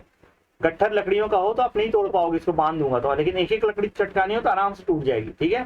तो ध्यान रखिएगा। इसी तरीके से जब गांव में लोग रहते हैं, उनके पास स्पेंडिंग कैपेसिटी कम है, अर्निंग कम है, कई बार वो अच्छे वेंचर नहीं डाल सकते, कई बार कुछ भी लोन के लिए काम नहीं कर पाते, ठीक है। तो उस केस में क्या होता है, 5-10 लोग आपस में एक साथ आए, 5-10 लोग आपस में एक साथ आए, ठीक है, छोटी सी फर्म जैसी चीज, इनफॉर्मल फर्म एक तरह से स्टैब्लिश करें, और अपने जो रिसोर्सेज हैं उनको पूल करके उस पर काम करें, ठीक है। तो ध्यान रखिएगा, cooperatives are people centred enterprises own, controlled and run by and for their members. ठीक है, तो ध्यान रखना ये बहुत इंपॉर्टेंट टर्म्स है। ओन, पहली चीज लोग ही उसको ओन करते हैं, जो लोग उसके मेंबर है वही इनको कंट्रोल भी करते हैं, रन भी किया जाता है उसके मेंबर्स के द्वारा ही, और मेंबर्स के लिए रन किया जाता है। ध्यान रखिएगा, कोऑपरेटिव बैंक्स, आपने सुना होगा कोऑपरेटिव बैंक्स, ठीक है, ऑल्दो इसको बहुत ज्यादा मिसयूज भी किया जाता है, बट स्टिल ठीक है, कोऑपरेटिव बैंक्स जो होते हैं, ध्यान रखिए कि they to realise common economic and social culture needs and aspirations. Cooperatives are democratically managed by one member, एक मेंबर के द्वारा मैनेज किए जाते हैं, वन वोट रूल। ध्यान रखना, एक मेंबर एक वोट रूल के हिसाब से चलता है कोऑपरेटिव। ठीक है, अब देखिए इंडियन कोऑपरेटिव्स की मैं बात करता हूं तो India has greatest cooperative movement in the entire globe. India में काफी बड़ा कोऑपरेटिव मूवमेंट चलता है दोस्तों, इतने सारे कोऑपरेटिव बैंक्स हैं, आप खुद देखो इतनी सारी कोऑपरेटिव फर्म्स हैं, जैसे कि लिज्जत पापड़ है ना, लिज्जत पापड़, अमूल, ये सब क्या है, एक तरह से कोऑपरेटिव के तौर पे चालू हुए, कोऑपरेटिव के तौर पे चालू हुए। ठीक है, तो वेल नोन कोऑपरेटिव्स का एग्जांपल देख लो, Amul, IFFCO fertiliser company, it is such a big company. NAFED agriculture mandi चलाती है, अपने आप में बहुत बड़ी है। Cooperatives are present in 91% villages. दोस्तों ध्यान रखना, 91% विलेजेस में है, जिसमें करीब 13 करोड़ लोग उसके मेंबर्स हैं। ठीक है, 13 करोड़ लोग डायरेक्टली उससे एसोसिएटेड हैं। इसके अलावा can be formed under the provisions of cooperative societies act 1912। ठीक है, समझ में आ रही बात। 97 CAA added Article 43B and Part 9B to the Constitution for effective management of cooperative societies। ध्यान रखिएगा, पार्ट 9B एंड आर्टिकल 43, ये दोनों बहुत इंपॉर्टेंट है। गवर्नमेंट इनिशिएटिव्स की बात करूं तो ministry of cooperation was established in July 2021, अपने आप में इंपॉर्टेंट न्यूज बन जाता है। Digitisation of primary agriculture credit societies, जो पैक्स है, इसको भी डिजिटाइज करने की बात चल रही है। इससे सबसे बड़ा फायदा होगा, जो भी धांधलियां हैं, जो गड़बड़ियां हैं कोऑपरेटिव सोसाइटीज में, जो कोऑपरेटिव सोसाइटी बैंक्स में, ये कम हो जाएंगे। ठीक है, समझ में आ रही बात। चैलेंजेस फेस बाय कोऑपरेटिव्स, क्या क्या चैलेंजेस है। पहली चीज की पॉलिसी मेकर्स को नेग्लेक्ट कर देते हैं, लोग ध्यान ही नहीं देते, है ना। इतने सारे कोऑपरेटिव बैंक हैं, कैसे किस किस को रेगुलेट करें, कहाँ कहाँ रेगुलेट करें। भाई वहां सबसे गरीब का पैसा लगा है, अगर आपको अंत्योदय करना है, मेक श्योर कि कोऑपरेटिव बैंक सबसे बेस्ट तरीके से काम करें। ठीक है, अवेयरनेस की कमी है दोस्तों, इसके मेंबर्स इसके ओनर होते हैं, लेकिन उनको ही नहीं पता होता इसका लोन कहाँ जा रहा है। मोस्ट ऑफ द टाइम ऐसा देखा गया है कि पॉलिटिशियंस का खूब सारा पैसा इसमें आता है, एंड पॉलिटिशियंस अपने फैमिली मेंबर्स को खूब सारे मेंबर बनवा देते हैं, खूब सारे फैमिली मेंबर्स को मेंबर बनवा देते हैं, और उसके कारण फिर क्या होता है कि लोन जो है साइफॉन किया जाता है। लोन जो है मतलब पैसा सभी का है, पैसा सारे विलेजर्स का है, ठीक है, बट चल किसकी रही है, पॉलिटिशियंस आपकी चल रही है ना। और इसके कारण फिर पैसा जो है, ये लोन जो है, ये साइफॉन ऑफ हो जाता है पॉलिटिशियन की कंपनी में, और फिर ये क्या होता है, ब्लैक को व्हाइट करने के काम आता है। कई बार ऐसा देखा गया है। ठीक है, तो प्लीज ये ध्यान रखिएगा कि लोगों में भी अवेयरनेस नहीं है। Lack of funding and capabilities, जो इसको लोग चला रहे हैं उनको कई बार पता ही नहीं होता कि कैसे करना है। ठीक है, ठीक है, lakhs cost competitiveness, poor management, skewed geographical penetration. ध्यान रखिए, स्क्यूड जियोग्राफिकल पेनिट्रेशन भी है। ठीक है, प्लीज इस बात का ध्यान रखिएगा, इंपॉर्टेंट है ये। ठीक है, ओके, है ना, तो यस, प्लीज ये ध्यान रखिएगा। आगे चलते हैं, new guidelines to curb unfair advertisements. ठीक है ना, अनफेयर एडवर्टाइजमेंट्स में न्यू गाइडलाइंस हैं कर्व करने के लिए। ठीक है, वाई न्यूज में क्यों है, central customer protection authority CCPA ने इशू किया guideline to prevent false and misleading advertisement. ठीक है, मिसलीडिंग एडवर्टाइजमेंट्स को करने के लिए सेंट्रल कंज्यूमर प्रोटेक्शन अथॉरिटी की अगर मैं बात करता हूँ, CCPA is a regulatory body established in 2020 based on provisions of Customer Protection Act 2019. CCPA works under administrative control of Ministry of Consumer Affairs। ध्यान रखिए, कंज्यूमर अफेयर्स की मिनिस्ट्री में एडमिनिस्ट्रेटिव कंट्रोल में काम करते हैं। ठीक है, प्लीज इस चीज को ध्यान रखिएगा, प्लीज इस चीज को ध्यान रखिएगा। हाँ जी, ओके, फिर आगे बढ़े तो फिर एक minute, just give me one minute. Okay, new guidelines to curb unfair advertisement की अगर मैं बात करता हूं तो इसमें क्या है, आप समझिएगा कि, है ना, व्हाट इज बैंड, बैंड क्या है। ठीक है, बैंड क्या है, मिसलीडिंग एंड सरोगेट एडवर्टाइजमेंट। ठीक है, तो मिसलीडिंग और सरोगेट एडवर्टाइजमेंट आप नहीं दे सकते, ऐसे एडवर्टाइजमेंट नहीं दे सकते कि जो कि मिसलीड करते हो, जैसे कि परफ्यूम का, परफ्यूम लगाना चालू कि लड़कियां गिरना चालू है, परफ्यूम लगाया नहीं कि लड़कियां गिरना चालू, दिस इज मिसलीडिंग। ठीक है, फेयर एंड लवली लगाया नहीं कि जो फेयरनेस है वो 4 टाइम गोरी हो जाए, है ना, 4 गुना 5 गुना गोरी हो जाए। ठीक है, ये सब क्या है, ये मिसलीडिंग है। ध्यान रखिए, मिसलीडिंग एंड सरोगेट एडवर्टाइजमेंट्स है। ठीक है, एडवर्टाइजमेंट दैट कॉन्डोन और encourage practices detrimental to children physical mental wellbeing, claims that consumption of a product helps in enhancing physical and mental ability। तो प्लीज ये ध्यान रखिएगा, ये सारी चीजें बैंड है। कॉम्प्लान क्लेम नहीं कर सकता कि बच्चे को लंबा कर देगा, बच्चे की आइंस्टाइन बना देगा, ये सब गलत है, ठीक है। तो ध्यान रखिएगा ये सारी चीजें गलत है, ठीक है। Without scientific evidence, scientific evidence लाओ, प्रूव करो तो फिर ठीक है। Advertisements targeting children that develop negative body image, ये नहीं कि भाई साहब देखो मोटे थे आप पतले हो जाओगे, काले थे तो गोरे हो जाओगे, ये काम नहीं कर सकते आप, ठीक है। इसीलिए शायद फेयर एंड लवली ने भी अभी क्या कर दिया है, ग्लू एंड फेयर कर दिया है, कुछ ऐसा ग्लू एंड लवली कर दिया है, कुछ है ना, तो ग्लूली एंड लवली जो भी कर दिया है, मतलब इट्स लाइक कि समझ लो, मतलब समझ लो, ठीक है। Advertisements giving impression that advertise products are better than natural और ट्रेडिशनल फूड। दोस्तों इट्स वेरी वियर्ड है ना, इट्स वेरी वियर्ड कि फॉरेन में एक कल्चर है कि भाई जब तक कोई चीज प्रोसेस ना हो तब तक खा नहीं सकते, ठीक है। और वो इस हद तक उसको मानते हैं कि भाई नारियल पानी जो हम लोग पीते हैं सदियों से पीते आ रहे हैं, एंड दे आर लाइक अरे दिस इज नॉट प्रोसेस, है ना। तो this feels very bad and weird actually, है ना। Disclaimers by manufacturers and advertisers की बात करता हूं, तो ध्यान रखना disclaimers must be in the same language font size as the main add.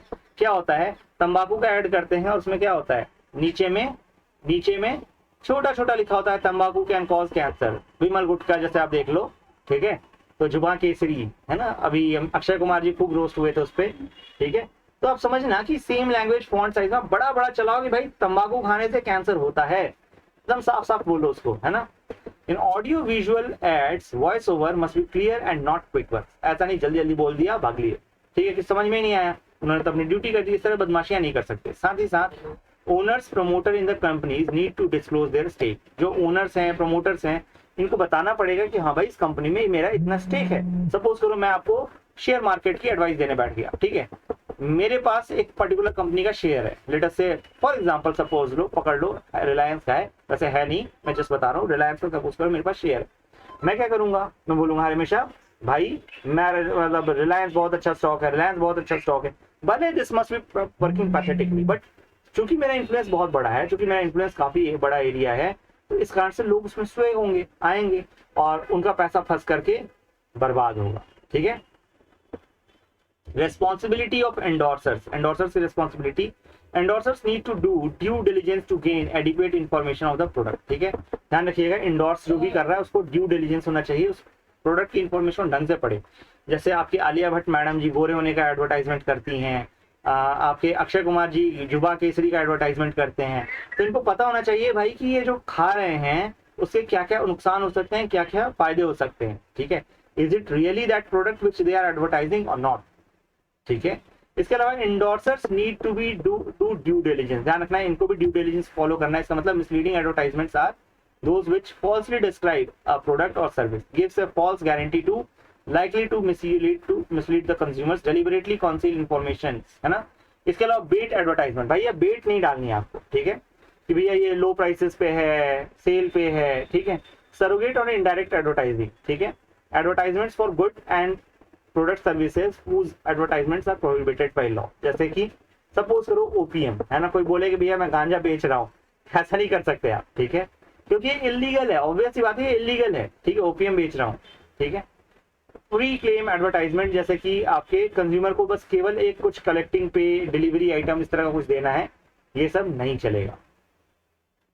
इसके बाद है स्वनिधि महोत्सव, कौन सा, स्वनिधि महोत्सव। स्वनिधि मतलब स्ट्रीट वेंडर्स आत्मनिर्भर निधि, ठीक है, स्वनिधि हमारी निधि, खुद की निधि, ठीक है।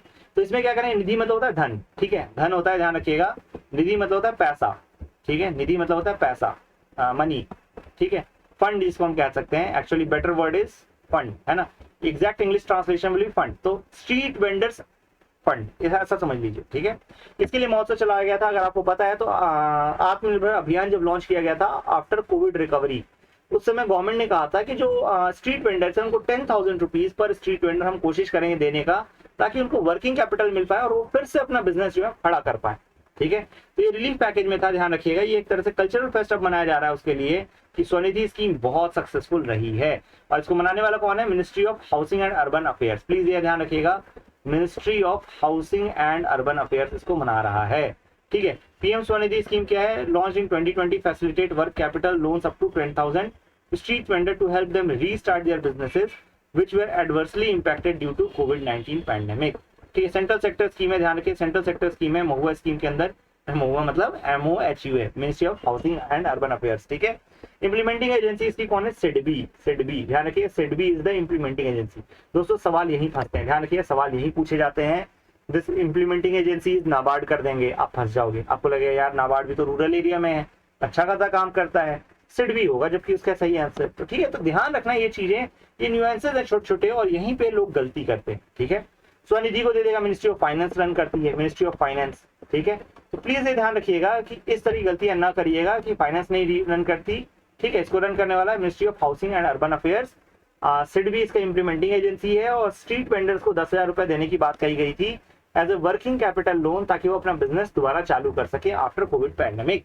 अब अचीवमेंट्स क्या हुई है पीएम स्वनिधि में? देख लो, fastest growing micro credit scheme, छोटे छोटे क्रेडिट वाली स्कीम्स में सबसे तेजी से ग्रो कर रही है, 36.6 लाख लोन लिए गए इसमें।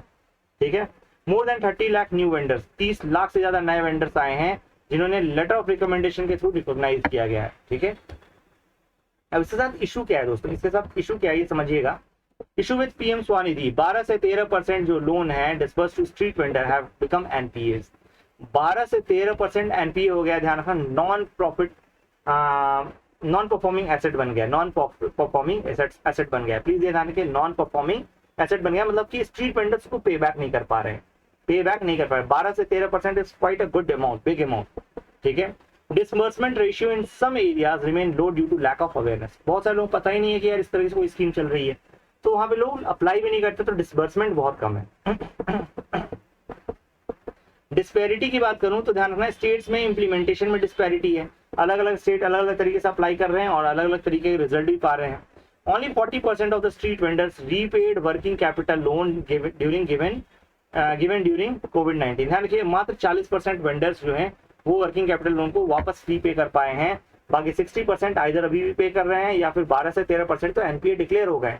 ठीक है, अब देखिए इसके बाद जो नेक्स्ट मेजर न्यूज है that is about subcategorisation of other backward classes. Other backward classes को सब कैटेगराइज करना बहुत जरूरी है। गवर्नमेंट ने 13th एक्सटेंशन दिया है रोशनी कमीशन को, रोशनी कमीशन को 13th एक्सपेंशन दिया है। ध्यान रखिए, रोशनी कमीशन डायरेक्ट आपसे सवाल में पूछा जा सकता है। रोहिणी कमीशन है ना, Rohini commission, not Roshni, I am really sorry, Rohini, ध्यान रखिए रोहिणी कमीशन।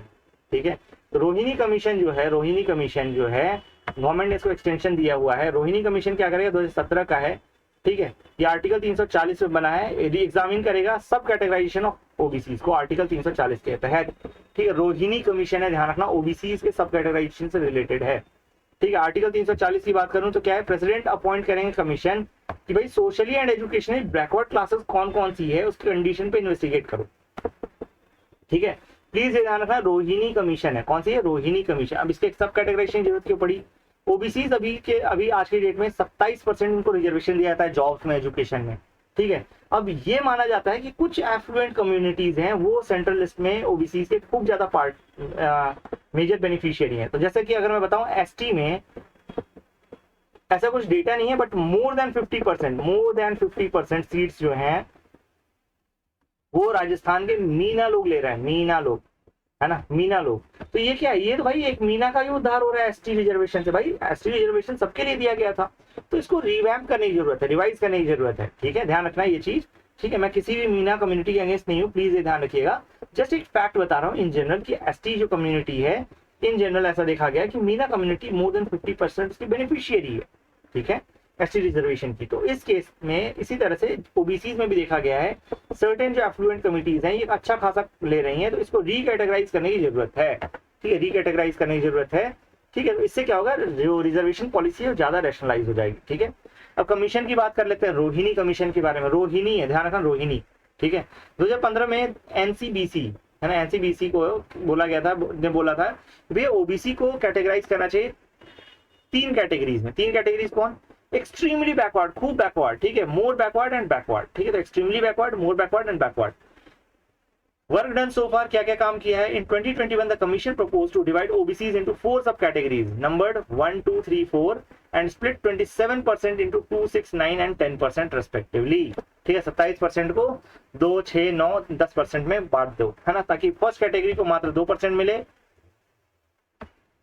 सेकंड कैटेगरी को 6%, थर्ड कैटेगरी को 9% एंड चौथी कैटेगरी को 10%। ठीक है, इसके अलावा इसने ये भी कहा कि भाई देखो कंप्लीट डिजिटाइजेशन होना चाहिए ओबीसी रिकॉर्ड का, एक स्टैंडर्डाइज सिस्टम बनाओ ताकि ओबीसी सर्टिफिकेट्स बहुत अच्छे तरीके से प्रॉपर्ली इशू हो सके, उसमें कोई धांधली या मिसयूज ना हो। ठीक है, स्टेटस देख लो तो केलकर कमीशन ने कहा भाई 1953 में कि पहले देखो बैकवर्ड क्लासेस आइडेंटिफाई करो, एससी और एसटी के अलावा इनको भी रिजर्वेशन की जरूरत है, कालेलकर कमीशन 1953। इसके बाद जो मेजर ब्रेक थ्रू आया that was Mandal commission report 1980। इसने ओबीसी की पॉपुलेशन को एस्टिमेट किया करीब 52%। ठीक है, 52%, और इसीलिए इन्होंने कहा कि भैया देखो एग्जिस्टिंग कोटाज है जो कि एससी एंड एसटी के लिए है केवल, 22.5% एससी एंड एसटी को दे रखा है आपने, उसको 49.5% कर दीजिए, और अप्रोक्सीमेटली 27% जो आ रहा है, 27% अप्रोक्सीमेटली बोल रहा हूँ, ध्यान रखना, this should be given to OBC, ध्यान रखना ओबीसी को दे देना चाहिए। ठीक है, the central government reserve 27% of the seats in union civil post and services for OBC under article 16(4) के तहत गवर्नमेंट ने ऐसा कर दिया। ठीक है, इसके बाद फिर क्या हुआ, सेंट्रल गवर्नमेंट एजुकेशन इंस्टीट्यूशन में भी इनको कोटा दिया गया, रिजर्वेशन दिया गया अंडर आर्टिकल 15(4). प्लीज ये ध्यान रखिएगा, आर्टिकल्स भी अपने आप में बेहद इंपॉर्टेंट है, polity is all about articles और उसकी अंडरस्टैंडिंग। ठीक है, 2008 में सुप्रीम कोर्ट ने डायरेक्ट किया कि सेंट्रल गवर्नमेंट जो है ये एक्सक्लूड कर दे किसको, क्रीमी लेयर को, advance section among the OBC. तो ऑब्वियस सी बात है, इसके बाद फिर आपका आया 2008 के बाद क्रीमी लेयर का प्रोविजन आया। ठीक है, तो 2102 जो कॉन्स्टिट्यूशनल अमेंडमेंट एक्ट आया 2018 का, इसने कॉन्स्टिट्यूशनल स्टेटस दिया एनसीबीसी को, और एनसीबीसी के पहले स्टैट्यूटरी बॉडी थी under ministry of social justice and empowerment, अब ये क्या बन गई, कॉन्स्टिट्यूशनल बॉडी बन गई, इंडिपेंडेंट बन गई, at par with NCSC and NCST. ठीक है, ध्यान रखिएगा। ठीक है, समझ आ गई बात, ये जो मेजर माइलस्टोन्स हमने अचीव किए हैं इसमें सारी चीजें आपको क्लियर हो चुकी हैं, आई होप सो। ठीक है, अब इसके बाद देखेंगे तो state ranking for NFSA, national food security act. ठीक है, 2022, तो फूड सिक्योरिटी से रिलेटेड मैंने एक पहले भी आपको रिपोर्ट बताई है, उसका नाम बताइए। ठीक है, उसकी की फाइंडिंग्स बताइए। हंगर इंडेक्स से रिलेटेड मैंने एक रिपोर्ट आपको शेयर की थी। ठीक है, इंटरनेशनल बेस्ड रिपोर्ट थी, ग्लोबल हंगर से रिलेटेड थी, बट ध्यान रखना ग्लोबल हंगर इंडेक्स नहीं था वो। ठीक है, इसी तरह से आप देखो नेशनल फूड सिक्योरिटी एक्ट 2022 के हिसाब से स्टेट रैंकिंग इंडेक्स निकाला गया है। हमारे यहाँ जो how 20 general category states ranked in terms of NSA implementation, तो सबसे बेस्ट जो स्कोर मिला है Odisha, then Uttar Pradesh and then Andhra Pradesh. Bottom 3 कौन है, दिल्ली, छत्तीसगढ़ एंड गोवा। ठीक है, ध्यान रखिए इनका इंडेक्स स्कोर कम रहा है। ठीक है, union food and consumer food affairs minister release the state ranking index for NFSA 2022 during a conference of state food ministers on food and nutrition security in India. Findings क्या है, special category states north east, Himalayan region और island जो है, साथ साथ त्रिपुरा, इसमें इन सभी में त्रिपुरा को फर्स्ट रैंक मिला है। मतलब वहां पे जो आपका नेशनल फूड सिक्योरिटी एक्ट का implementation that is one of the best way, है ना, बेस्ट वे में आप इंप्लीमेंट हो रहा है। हिमाचल प्रदेश और सिक्किम जो है सेकंड एंड थर्ड पे है। ठीक है, इसके अलावा most states and UTs fared well in digitisation, Aadhaar seeding and EPOS installation. EPOS मतलब e point of sale installation, है ना, which reiterated the strength and scale of reforms। ठीक है, समझ में आई बात। इसके अलावा रिकमेंडेशन क्या दिया है, conducting documenting social audits thoroughly. दोस्तों ध्यान रखना, एक टाइम पे छत्तीसगढ़ का पीडीएस काफी बेटर माना जाता था, अब ये पीडीएस जो है इतना अच्छा ना होकर के ये बॉटम 3 में आ गया है। प्लीज मेक श्योर कि आप इस फैक्ट को ध्यान में रखें। ठीक है, प्लीज मेक श्योर करें, इस फैक्ट को ध्यान में रखें, और प्लीज ये भी ध्यान रखें कि गवर्नेंस अगर रेगुलरली अच्छा हो तभी जाकर के ये चीजें टिक पाती हैं। ठीक है ना। Operationalising functions of the state food commissions across the state and union territories. ठीक है, इसके अलावा स्टेट फूड कमीशन को आपको चैनलाइज करना है, ऑपरेशनलाइज करना है throughout the states and union territories. ठीक है, तो दोस्तों इसी के साथ आज का लेक्चर समाप्त होता है। प्लीज ये ध्यान रखिएगा कि आप सभी को लाइक शेयर सब्सक्राइब जरूर करना है। ठीक है, like share subscribe, please do like share and subscribe because that is the only thing which we expect from you as of now. इसके अलावा दोस्तों ध्यान रखना, आप सभी के रिक्वेस्ट पे मैंने वीकली टेस्ट सीरीज चालू कर दी है। कौन सी, वीकली टेस्ट सीरीज, ध्यान रखना वीकली टेस्ट सीरीज चालू कर दी है। और please go to my website Educated Sapiens, links आपको डिस्क्रिप्शन बॉक्स में मिल जाएंगे। मेक श्योर मेक श्योर कि आप उसको वॉच करें, देखें, उसको लाइक करें, मतलब उसमें मतलब जो भी कमेंट्स हैं जो भी हैं करें, ठीक है। ये ध्यान रखिएगा ये शुरू में फ्री इनिशिएटिव है ताकि आप लोगों को एक बार समझ में आए कि मैं क्या कहना चाह रहा हूँ, क्यों ये इंपॉर्टेंट है। ओवर द टाइम, क्योंकि देखो दोस्तों मेरी भी कुछ कॉन्स्टेंट्स हैं, पेड हो जाएगी, प्लीज मेरी रिक्वेस्ट है घबराइएगा मत, बहुत ज्यादा भी प्राइस नहीं रखूंगा, कम ही प्राइस रहेगा उसका, ठीक है, बहुत ज्यादा प्राइस नहीं रहेगा, ठीक है। 2 मेंस क्वेश्चन रहेंगे और प्रीलिम्स ओरिएंटेड क्वेश्चन रहेंगे 10 से 15, ठीक है। तो make sure to join that will help you immensely on our website, links description box में मिल जाएंगी। इसके अलावा हमें इंस्टाग्राम, टेलीग्राम ग्रुप और साथ साथ हमारे वेबसाइट पे तो आइए ही आइए, ठीक है। साथ ही साथ यूट्यूब चैनल को भी आप लाइक शेयर और सब्सक्राइब कीजिए जितना जितना हो सके, that will help me too much, है ना, बहुत ज्यादा मेरी हेल्प रहेगी। So yes, with that I end my session. Thank you for listening to the session and have a great day ahead. Bye bye.